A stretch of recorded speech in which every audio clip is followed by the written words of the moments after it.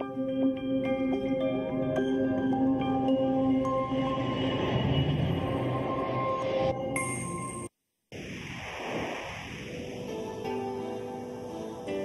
ka pagtuo, usa ka tingog, usa ka katawhan.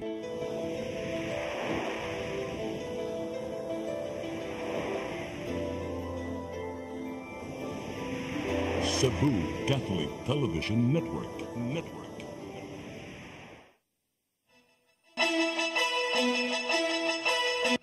Uluhan sa mga balita sa Sayri 47. Mga tunghaan sa syudad sa Mandaue nga gamiton sa eleksyon gi-inspeksyon sa Bureau of Fire Protection. Investigasyon sa naitabong kawat sud sa Temple of Leah gipalawman. Mga residente giandam sa pagpamakwit tungod sa subling pagbuto sa bulkang Kanlaon. Security guard nanulis naangol human ni sukol sa kapulisan. Sugbo, Kabisayan ug Mindanao, Pilipinas ug katawhan kutos maabot atong Sibya sa tibuok kalibutan mayong hapon. Live kita karon sa CCTN Channel 47 ug kini ang tulumanon sa nagunang kasayuran nga angay natong masayran. Ako si Dennis Tabar. Tulumanon sa patas ng mga balita ug opinyon. Ako si Danica Cabales. Kini ang Sayri 47.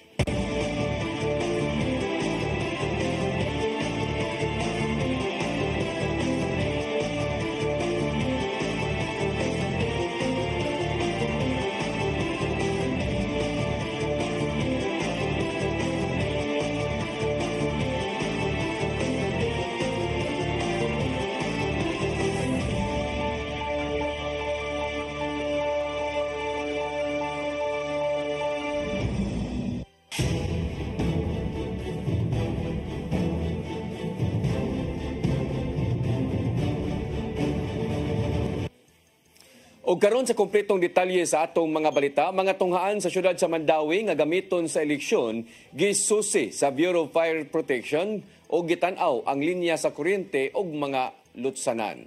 Ang kasayuran ihatod ni Mary Rose Sagarino. Gisusi sa sakop sa Bureau of Fire Protection ang kalawas sa mga tunghaan paglikay sa posibleng sunog o emerhensya. Lakip na niini ang linya sa kuryente. 29 ka mga tunghaan na ang gamito na alang sa 271 ka presinto sa umaabot nga eleksyon sa Mayo 12. Matud ni Fire Superintendent Arnel Abelia ang fire marshal nga wala ra sila'y nakita nga problema. Gawas sa linya sa kuryente, gi-inspeksyon usab nila ang fire exit sa matag tunghaan. Basta may mga fire exits kasi pag may tabo incident mo makagawa sa mga tao. Atol sa adlaw sa eleksyon, mupakatapos sab sila og mga personnel, fire truck ug ambulansya. Ang report sa BFP ang gipasa ngadto sa Commission on Elections Mandaue. Matud ni Election Assistant Jacqueline Ruyan nga nadawat nila ang report ni adtong Marso. Matud ni Ruyan nga hugot ang ilang pagpakigalayon sa mga ahensya na lambigit sa pagpangandam sa eleksyon. Lakip na niini ang Department of Education. Matud niini nga andam na ang tanang kapin 800 ka mga magtutudlo nga moserbisyo sa eleksyon. Bisan pa man sa kaandam o sa ka-refresher training ang gikatakdang ipahigayon karong Abril 12. Ang tanang magtutudlo giabisuhan sa pagdaog ispat o portable light isip pagpangandam kung adunay brownout. Dili tanang tunghaan sa Mandaue ang adunay generator. Apan giklaro ni Ruyan nga kung manggaling adunay brownout, dili kini makaapekto sa automated counting machine tungod aduna kini battery nga mulungtad og 3 ka adlaw. ECM sa battery outlet para ini kung panalitan og brownout, ana puno na siya. Mary Rose Sagarino, CCTN News. Commission on Elections sa syudad sa Mandaue nagpadayon sa pagpahigayon og Oplan Baklas pagtangtang sa illegal campaign materials. Gikan sa pagsugod sa lokal nga kampanya, dul-an na sa 6 ka tonelada nga mga campaign materials ang nahipos. Ang kasayuran ni hatod pagbalik ni Mary Rose Sagarino.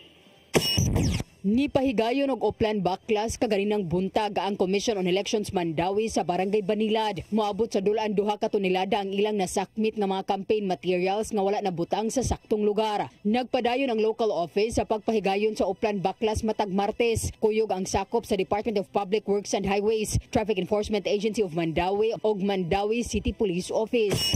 May kuan sir, may kanang instructions sa regional office. weekly until sa pasamurog namin second week sa May last na. Ikan sa pagsugod sa lokal nga kampanya ni adtong Marso 28, moabot na sa dulan 6 ka tonelada o 3 ka truck ang ilang nakuha nga poster. Matud ni Ruyan nga sagad sa mga nakuhang campaign poster iya sa mga kandidato sa nasyonal nga gipangbutang sa kahoy ug poste. Matud ni Ruyan nga sa pagkakaron wala pay kandidato nga ilang naisyuhan og show cause order. Ang mga nasakmit nga illegal campaign materials ang gibutang ngadto sa recycling storage sa DPWH sa Barangay Paknaan. Kung mahumana ang eleksyon, matud ni Ruyan nga ang mga kandidato daog man o dili ang gitahasan sa pagkuha sa ilang mga campaign poster. Automatic sila dyan mo hipos na. Mary Rose Sagarino, CCTN News. Commission on Election 7 may pahinumdom sa mga kandidato nga likayan ang pagpangdaot sa isig kaingon pinagi sa ilang pagdiskurso. Sa kasamtangan, tulo na ka mga local candidates ang gipangayuan og rason gikan sa Comelec National Office human niluwat og mga bati nga pamahayag sa ubang sektor. Ang kasayuran ihatod ni Gian Navarro. Nahimong hisgutanan sa social media ang giingong pagpangdaot sa tulo ka mga kandidato ngadto sa isig kaingon pinagi na sa ilahang diskurso. Una mao ang kandidato sa pagkakongresista sa Pasig City nga si Attorney Ian Sia tungod sa gingong pag-awhag sa single moms nga makigdug kaniya. Karon, subli na usab siyang gisaway sa publiko tungod sa gingong body shaming ngadto sa babay nila nga staff. Wala usab gikalipay sa publiko ang diskurso sa kandidato sa pagkagobernador sa Misamis Oriental nga si Peter Unabia diin matud pa ang scholarship alang ragyod sa mga gwapa. Nimbag-uhay ng usab, gisaway sa gubernatorial candidate sa Batangas nga si Jay Ilagan ang kaatbang niyang si Vilma Santos. Ingon man iyang fans diin, gitandi kini sa mas bata pa nga artista. Giisyuhan sila dayon og tagsa-tagsa ka mga show cause order gikan sa Commission on Elections pinagi sa Task Force SAFE og gipangayuan og rason nganong dili sila pasakaan og election offense. Aron ka panaminan sa ubang mga kandidato dinhi sa ato. Mipainumdum si Comelec 7 Director Attorney Francisco Pobe nga kung mahimo, likayan gyud ang pagbinastos ug pangpangdaot sa ubang tao pinagi siyang diskurso. Kung mahimo, tarongon na lang ang ilahang speech sa tinguha nga makaagni og mga botante. Dili mao ang lugar nga angay nato silang buhatan og inana. Kundi buhaton nato ang nindot nga isyu nga ang mga tao makumbinsi nga kita angayan nga mamahimong representante sa atong komunidad. Gawa sa Central Office sa Kauluhan, abli usab ang Comelec offices sa lokalidad aron modawat og reklamo kung nanaot man ang usa ka kandidato sa laing tao. Ilang sukit-sukiton ang maong sumbong. Una pa makahatag og show cause order ngadto sa mga kandidatong nagmalapason. Kuha ang mga informations gikan sa mga post or sa mga sa dapit nga mga source of informations nga mo makuha, and then the Comelec has the power motu proprio to issue show cause order. Why there will be no administrative or any other actions against the qualifications of a candidate for his candidacy for the 2025 elections. Ito inoon nga gipatuman ang Comelec Resolution number 11116 diin himong safe space ang pagpangampanya ngadto sa katawhan ilabi na sa mga tabangunong sektor. Giduson usab sa ubang mga komisyon sa gobyerno ang gimong lagda sa Comelec. Giawag sa Commission on Human Rights ang Commission on Elections nga magbaton usab og Code of Conduct alang sa tanang mga magpapiling kandidato. Samtang gilaraw sa Philippine Commission on Women nga unta magpadayon ang maong lagda hangtod na nga makadaog ang kandidato sa gidaganang posisyon. Gian Navarro, CCTN News. Mi pagawas og show cause order ang Korte Suprema batok ni Attorney Raul Lambino tungod sa giingong pagkuyanap og fake news. Gipangayuan siya og pagsabot sulod sa napo kaadlaw nganong dili kasuhan og administratiba may labot na sa maong pasangil. Niadtong Marso 11 sa gabi, mipahibalo si Attorney Lambino pinaagi sa Facebook Live nga adunay temporary restraining order ang Korte Suprema batok sa pagsikop ni kanhi Presidente Rodrigo Duterte. Maong nisangpot kini sa kalibog ngadto sa mga nakakita bahin sa gihimong lakang sa Korte Suprema.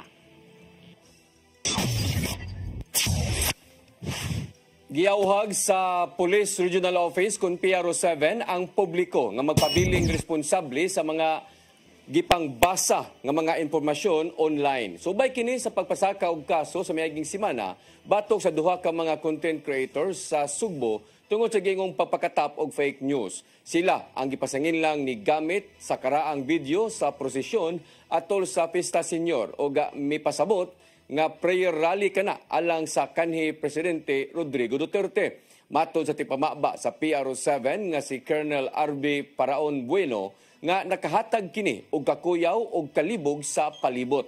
Gitambagan usab sa PRO7 ang katawhan nga motuo gyud sa mga kasaligang tinubdan sa balita aron dili maglibog taliwa sa nagkainit nga panahon sa politika. Moving up ceremony sa Marigondon Junior High School ipahigayon gyapon sa alas 5 sa buntag sa Abril 14 susama sa nilabay nga tuig.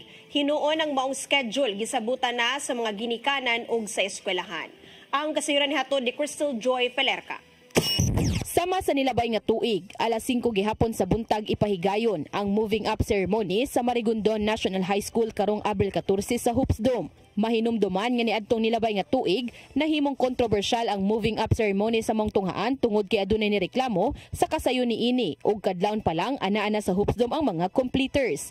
Apan gipasabot ni Garvin Velos, ang principal sa Marigondon Junior High School, nga wa sila'y laing higayon sa pagpahigayon ni ini tungod kay Abril 14 ug 15 lang ang gihatag nga schedule sa DepEd. Tungod sa gidaghanon sa ilang completers nga moabot sa 1,580, kinahanglan nga sa Hoops Dome kini ipahigayon. Tay laing venue nga makandak ang completion ceremony kaya ang Marigondon is walay facility nga maka-accommodate of 5,800 in the sense nga mo triple ang number of kanang attendees kay na may duha ka parents.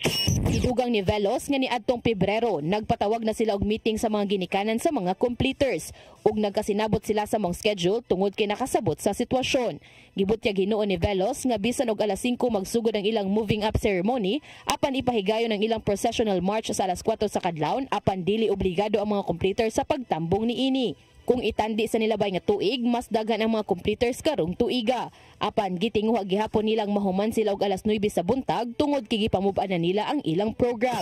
Siyang ikuan karon gi-modify nako nga tanang mga diploma, mga certificates o kanang medals gisuot na dito sa ubos para hindi abot dito mubarong na sila og mulaman. Human sa moving up ceremony, musunod na dayon ang recognition rights sa grade 7 hangtod sa grade 9 ug pag alas 12 sa udto ipahigayon na usab ang graduation sa senior high school. Crystal Joy Pelerca, CCTN News.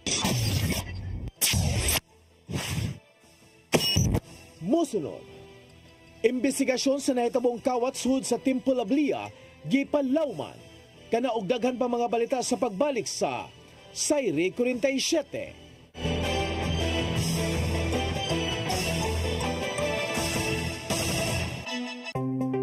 Discover the beauty of the Philippines.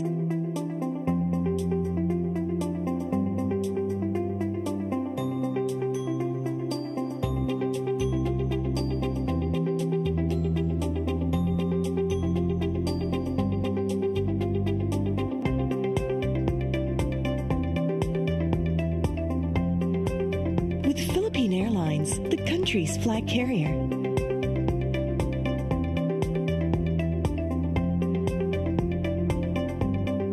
The airline that lets you feel the warmth of the nation.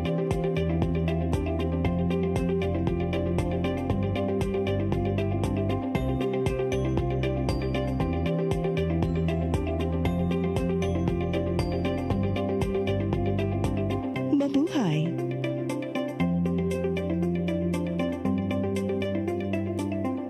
Kaiba sa mga politiko, matagal nang ginagawa ni Ariel Querubin ang ipaglaban tayo. Kahit sariling buhay inaalay. Ngayon, iba ang laban. Pero tuloy ang misyon ni Ariel Querubin, ang ipaglaban tayo. Kung medalya ang sukatan at hindi pera, si Ariel Querubin ang ating bayani na karapat dapat sa Senado. Pag may Ariel Querubin sa Senado, may bayani tayo, sigurado.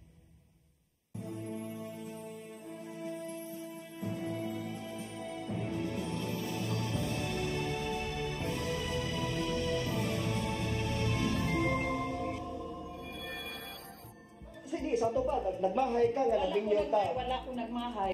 You want to eat now, madam? Where did you get this? Where? Madam! Sir, give me this one, madam! Like home, tawa! No, madam, please! Please, I'm lazy, madam!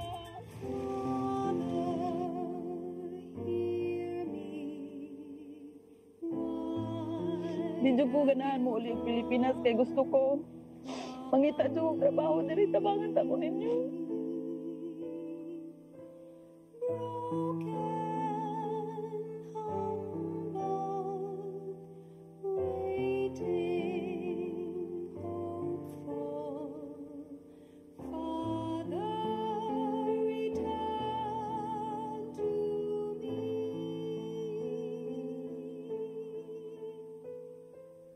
Wash me, my Lord, forgive me my sin. I am the God that healeth thee. I am the Lord, your healer. I sent my word and healed your disease. I am the Lord, your healer. I am the God that healeth thee. I am the Lord, your healer. I sent my word and healed your disease.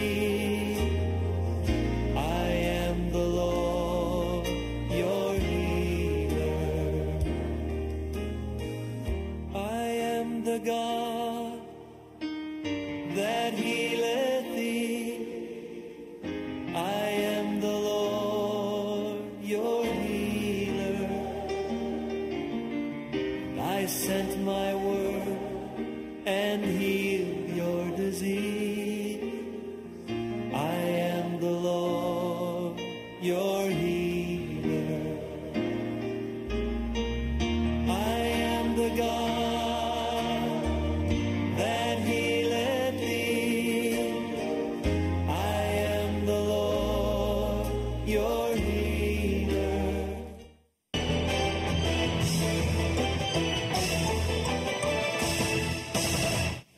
Balik sa ato mga balita, investigasyon sa nitabong pagpangawat sud sa Temple of Leah, palawman pa sa kapulisan sa syudad sa Sugbo. Mga turista gyauhag nga mag-amping o magbantay sa ilang mga gamit kung mulaag aron dili mabiktima. Ang kasayuran ihatod ni Crystal Joy Filerca.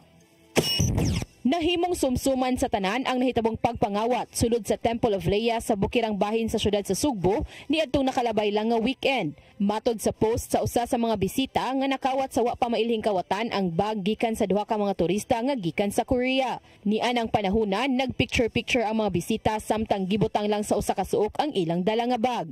Nasuta nga adunay sulod nga bank cards, cash nga mobalor hangtod sa 350,000 pesos ug ilang mga passports. Dugang pa sa mong post nga dali kining giaksyonan sa mga tagtungod sa Temple of Leah. Maayo hinuon nga nasumbong kinidayon ngadto sa kapulisan. Suma pa ni Police Lieutenant Colonel Maria Teresa Makatangay sa Cebu City Police Office nga gipalaw man ang ilang investigasyon bahin sa maong pagpangawat.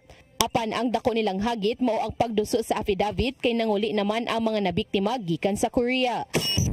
Sa maski asa nga tourist spot, and not just here in the country, even abroad, mo magyud nay pahimangno sa tanan to be careful with our respective belongings, especially if we go on touring no in different tourist areas.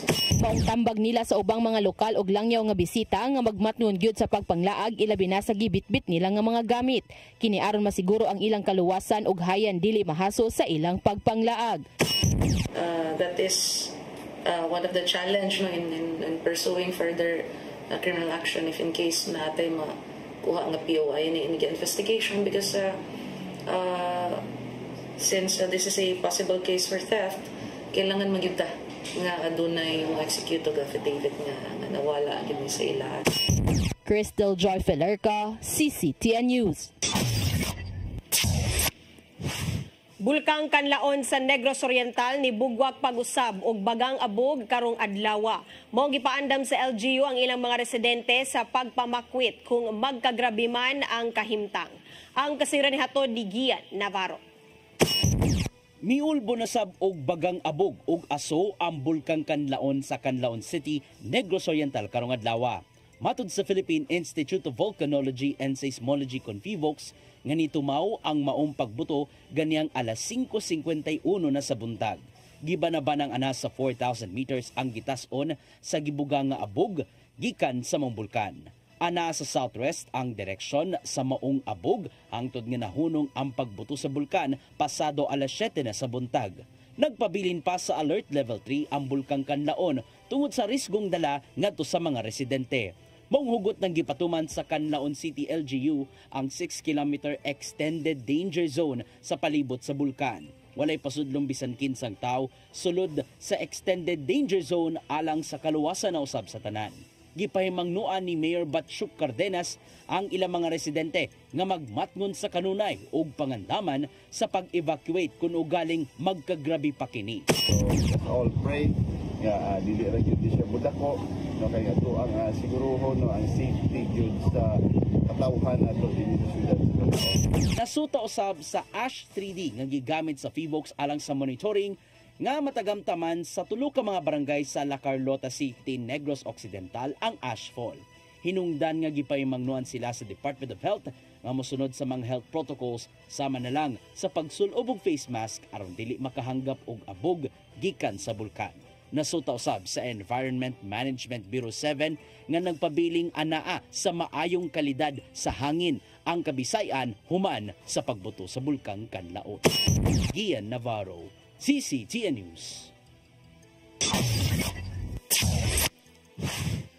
Gihulagway sa Office of Civil Defense 7 nga pabiling luwas ang Negros Oriental human sa pagbuto sa Canlaon Volcano kaganinang buntag.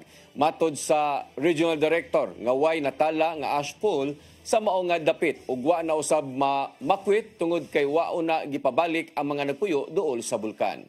Ang kasayuran ihatod ni Crystal Joy Filerca.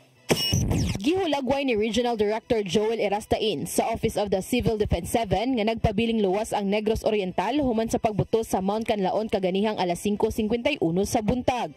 Matud niyang taliwa sa kakusog sa abong nga gibuga sa mga bulkan nga niabot sa 4,000 meters ang gitason, apan way ashfall nga natala sa Negros Oriental ug sagad nga naapektuhan mao ang mga lugar sa Negros Occidental. Negros Oriental naman, alam naman natin, sakop natin is Negros Oriental, di ba?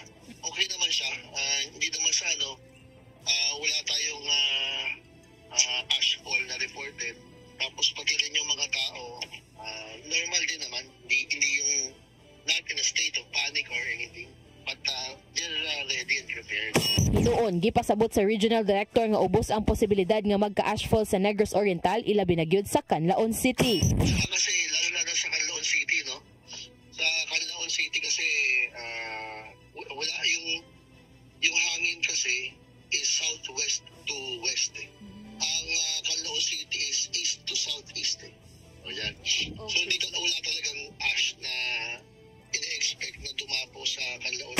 Ugang usab ni Erastain nga way nahitabong pag-evacuate kaganihang buntag. Tungod kay kadtong mga nagpuyo sulod sa 4-kilometer radius duol sa bulkan nga ni-evacuate ni adtong Hunyo sa nilabay nga tuig, wa nagipabalik sa mong dapit. Samtang ang kadtong mga residente nga nalakip sa 6-kilometer radius duol sa bulkan nga gipa-evacuate ni adtong Disyembre tuig 2024, wa pa usab gipabalik. Sa pagkakaron adunay 838 ka mga pamilya o 2,643 ka mga individual ang naa sa mga evacuation centers.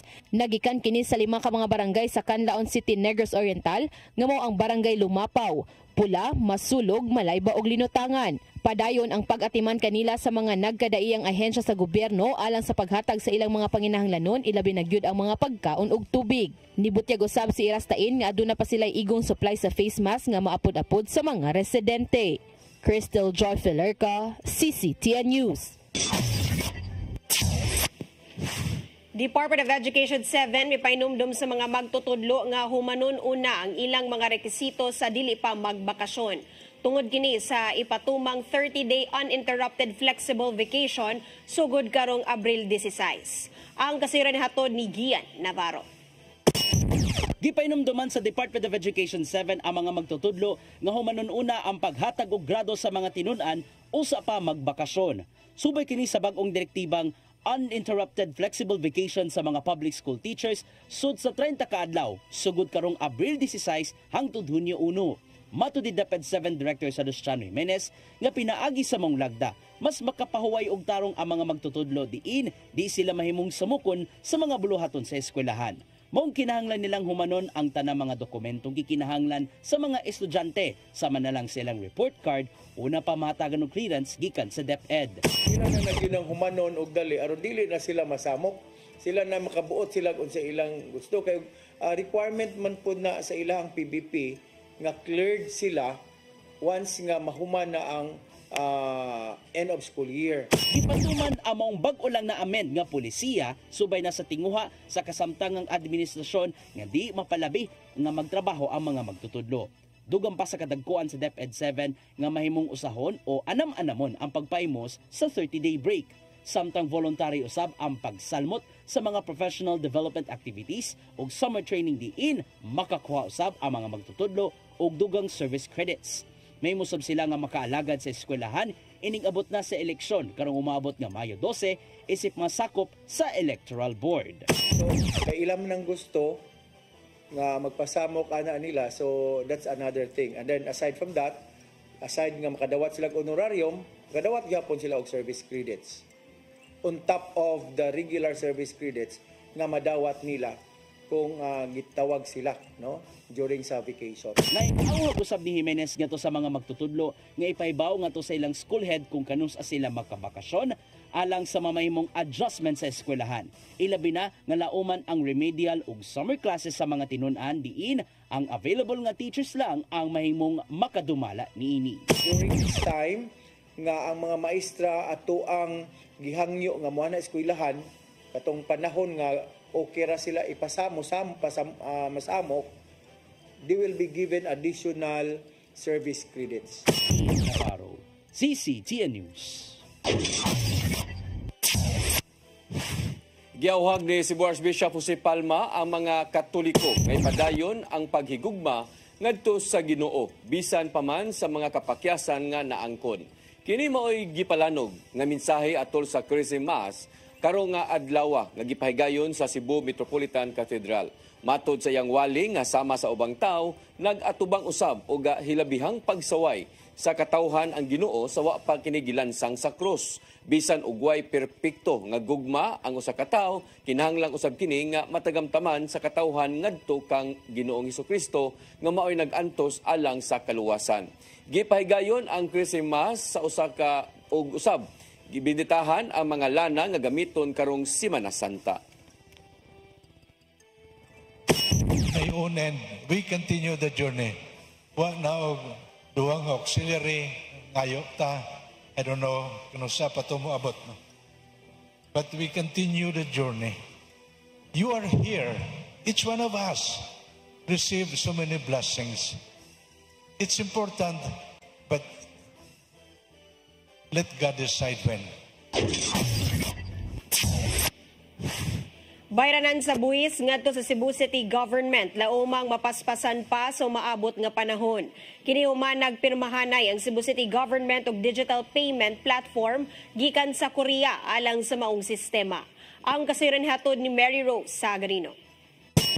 Nagpinirmahay ang Cebu City Government o ang Korean company nga CPAS alang sa paspas nga digital payment system sa mga transaksyon sa syudad. Gipanguluhan nilang Mayor Raymond Alvin Garcia o CEO sa CPAS nga si Jae-Yong Kim ang ilang Memorandum of Agreement signing sa Cebu City Hall kagahapon. Nasairan nga pinasubay ang maong kasabutan sa tinguha sa City Government nga cashless transaction sa sud. Maong nakita ni Garcia nga lauman pang mapalambo pa ang nahisgutang sistema, pinaagi sa napirmahang kasabutan. This is something which I feel and I believe can bring the city of Cebu into the future using technology and using new standards and new norms in conducting transactions, for example. Lauman ang cashless transaction sama lang sa local tax payment. Di inapil niini ang real property o business taxes gamit ang platform gikan sa SIPAS. Ubos sa maong kasabutan, gamiton sa SIPAS ang ilang giandam nga payment system alang sa real-time nga bayranan. Apan i-develop na mismo sa Cebu City Government ang himuong mobile application alang sa mga bayranan pinaagi sa SIPAS.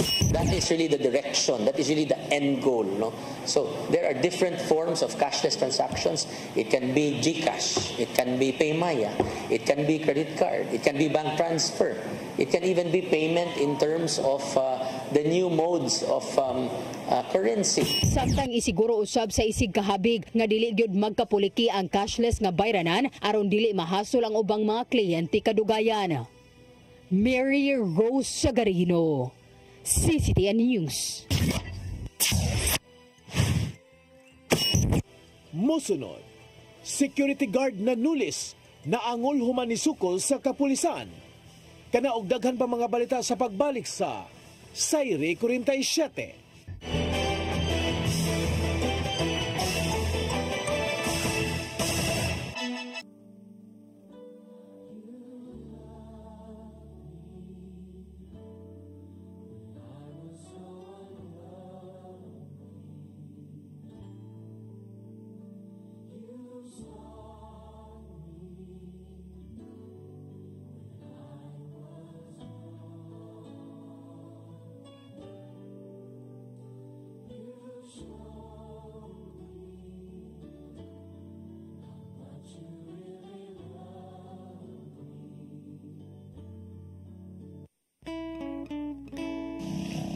Sad man ka? Pero kay bawa man ka nga sad ko.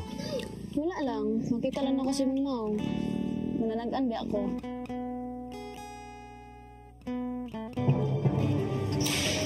Wow, sumanta. Bakit na boss? Hindi ka wala.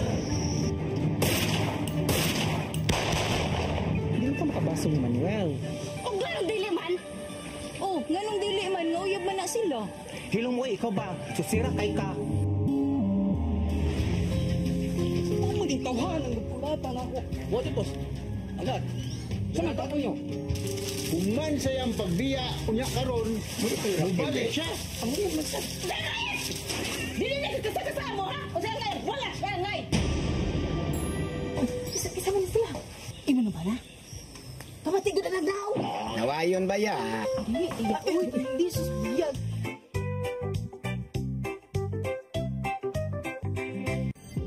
Ito ang programa kung saan magko-collaborate ang ating mga ozone na doctors para ibahagi ang kanilang kaalamang medikal. I believe with all my heart that the Lord is allowing us to understand that He's the one who are extending this life and we have to take care of our body. Yes. Matag episode, among ipaambit ninyo ang mga healing testimonies. Every day, pag gising mo, iisip ko kung ilang taon na lang yung itatagal ko, yung ganun. This is your path to a new start. OzoneMed Wellness Clinic New Start. Mapapanood every Saturday, 8 to 9 a.m. Og ang replay airing matag Miyerkules, 1:00 hangtod 2:00 sa hapon. Dinhilang sa CCTN Channel 47. Good evening, ladies and gentlemen. Let us give another round of applause to my mom and dad for staying strong through the years. If you love me like you tell me, please be careful with my heart. You can take it. Ala, nininood sa man ang imong corona. Na-broken man eh. Makantos na mo ako. Ako kaya, Dad. Kasi magpapili din eh. Ang basura yung tanaman mo. O sige, panglayan mo. Pero di money. Once you leave this house, you can never come back! What's wrong? Why did you stop?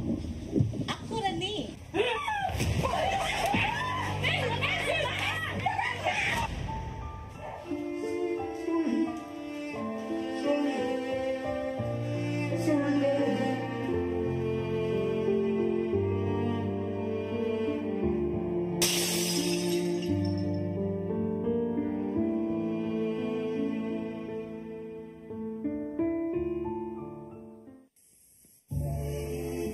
Ben Zubiri, kompositor, artista sa bantawan, pelikula o radyo. Mas nailhan sa ngang Iyo Carbo. Si Ben Zubiri ang isawat sa way kamatayong awit Matud Nila.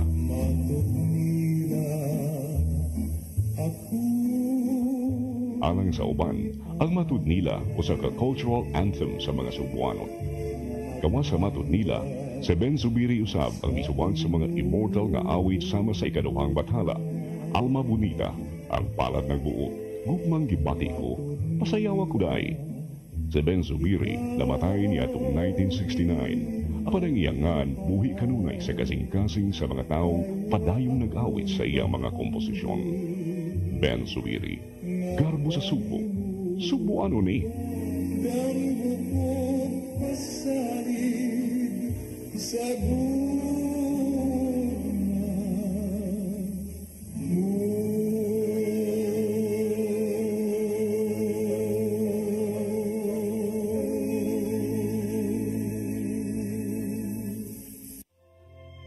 ang kinabuhi puno sa hagit. Sugpil na ka, Dri, ha? Ay, paginarte! Pagdita ka! Puno sa pangutana. Bata pa gani ka kayo? Nagpuyab-puyab na ka? Kinsa man ang umangan sa kitin ato din ay karoon ang kinsa. Kung si buti mo'y pasabot na di.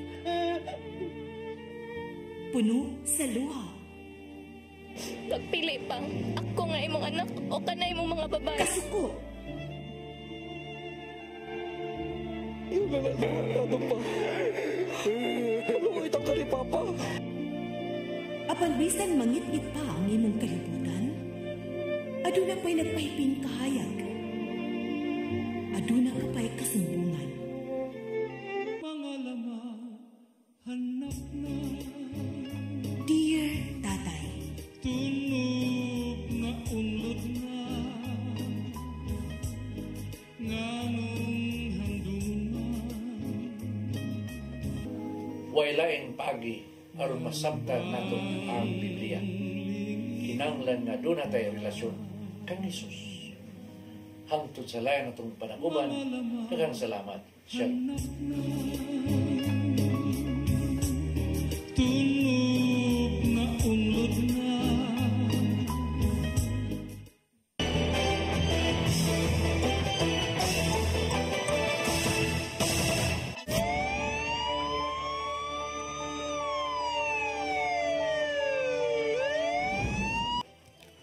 Balik sa ato mga balita, security guard nagingong nanulis sa trabahante sa usa ka hotel sa Dakbayan sa Sugbo na angol human ni sukol sa kapulisan.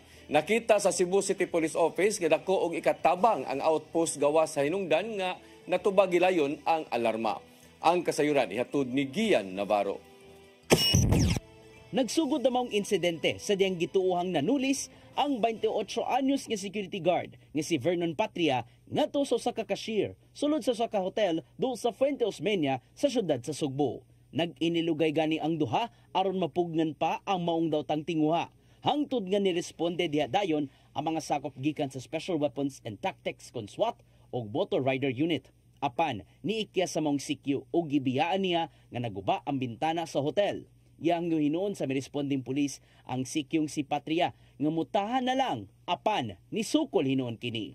Hangtod nga na corner gyud sa mga otoridad ang suspect dito sa Osmeña Boulevard. Nisuway unta sa pagpanunggab ang suspect ngadto sa pulis apan napakyas man. Hinungdan nga naigo ang tiil sa gwardya human misuway og pusil ang pulis. Gipasabot ni Cebu City Police Director Colonel Enrico Figueroa nga tukma ang gibuhat sa mga police official base sa nikatap nga viral video.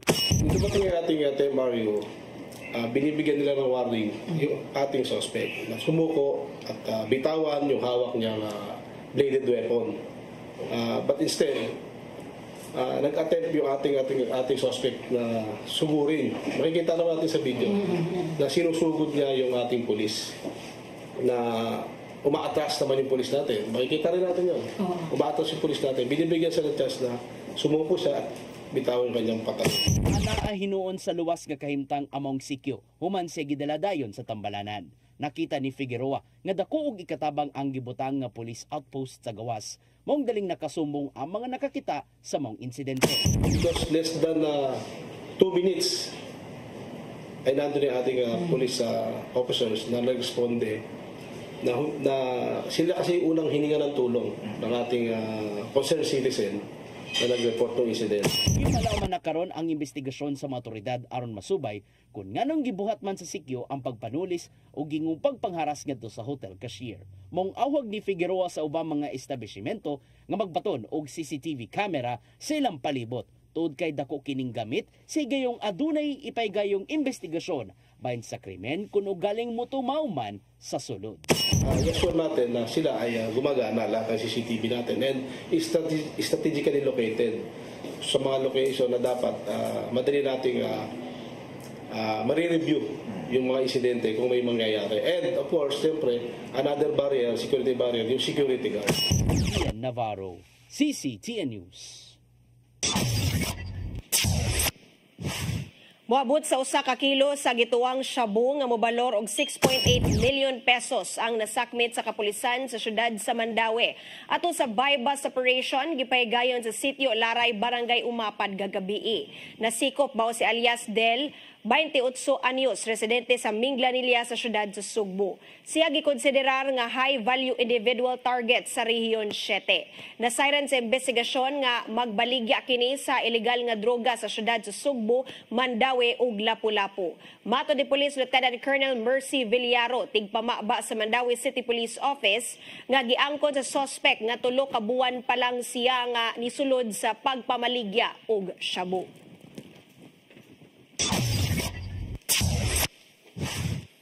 Mao kadtong naglangkob sa atong mga balita sa Sayre 47. Ako si Dennis Tabar. Ako si Danica Caballes, sangtod ugma sa inyong paboritong tulumanon.